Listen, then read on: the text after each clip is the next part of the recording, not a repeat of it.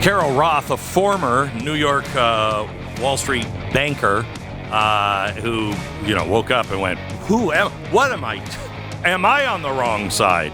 And she has done an awful lot of good. She's the author now of You Will Own Nothing, former investment banker. I have her on because I want to talk to her about BlackRock's new voting system. But she has a couple of things I want to let you know. First, she has a new newsletter out, carolroth.com/news. Sign up for it, carolroth.com/news. Carol, I wanted to start with you because you are a former New York investment banker.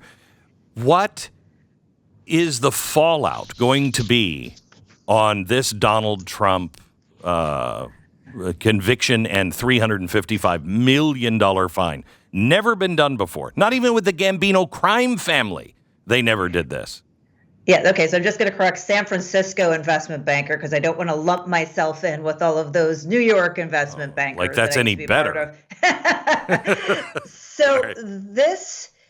The implications of this are horrifying for everybody who is in business. When you think about presenting your company in the best light, whether it is a startup firm, a venture capital firm, a private equity firm, real estate holdings, any publicly or privately held company that has adjusted EBITDA, they are saying, here's, what we think the business is, but we're going to put this in the best light.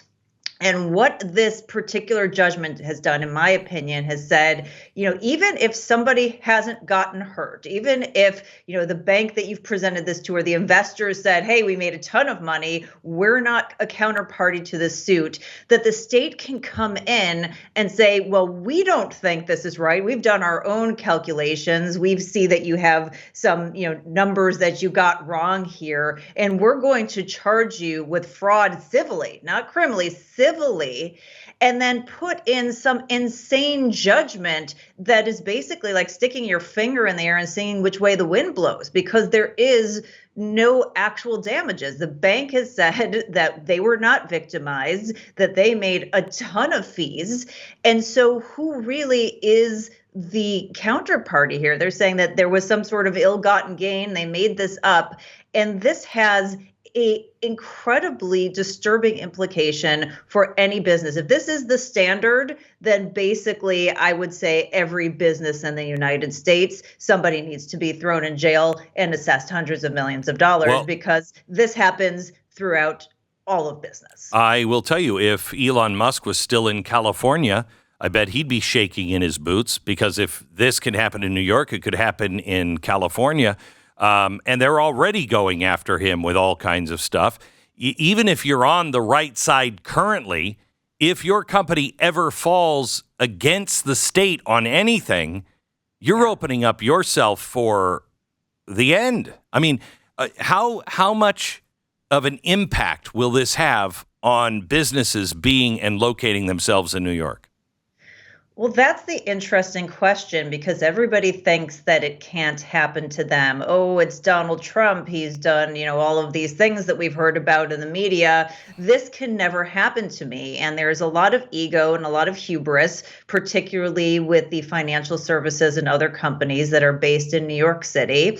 We have seen some level of exodus based on crime, taxes, and other decisions. So obviously the ones who have been savvy have already gotten out of there, started to decouple from New York. But I think when something like this happens, they see this big personality and they say, it can't happen to me. But why not? Why can't it happen to you? If you go against whatever the narrative is, if you go against the state and you say something that they don't like, this is, as we've talked about before, sort of a soft form of social credit. You are not aligned with what we want, so we are going to find ways to penalize you financially. It's terrifying. And it is absolutely terrifying. All right, so let me talk to you here. We have about 6 minutes here to talk about this.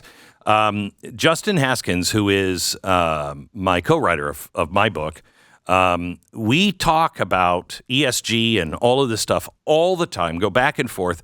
He's much if you think I'm a pessimist, he's even more of a pessimist. But he wrote to me the other day, and he's like, Glenn, this is great news. The U.S. ESG bills and the European ESG collapse, and now companies are getting out. Even BlackRock says they're getting out of it.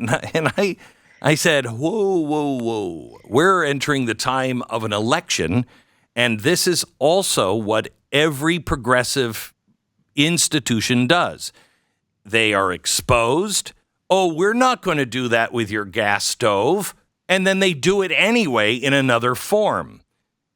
We should celebrate that we have them on the ropes, but we cannot let the pressure up. We have to pursue them because they're trying to make an escape. Yeah, I think this is the absolute perfect analogy. And I know Justin, and we have some conversations offline as well about all of this stuff. And I do think there are a lot of things to celebrate because of the work that you and Justin have done, Glenn, your audience has done in raising awareness, some of the state level leadership. We are seeing a lot of shifts happening. We saw JP Morgan, PIMCO, State Street all extract themselves from the Climate 100 Plus pledge, which is basically financial institutions cracking down on companies and trying to push them into this ESG, these directives.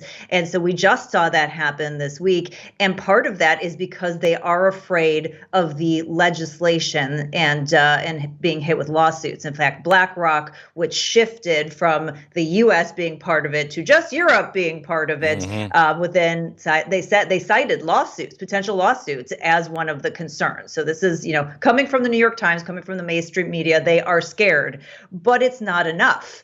And, that goes back to this new BlackRock voting initiative, proxy voting initiative, where they don't want to be the ones to take the blame and say, well, we're not pushing this, you're voting for it. Right. And instead of going ahead and giving you the ultimate choice on how to vote, they're going to give you options.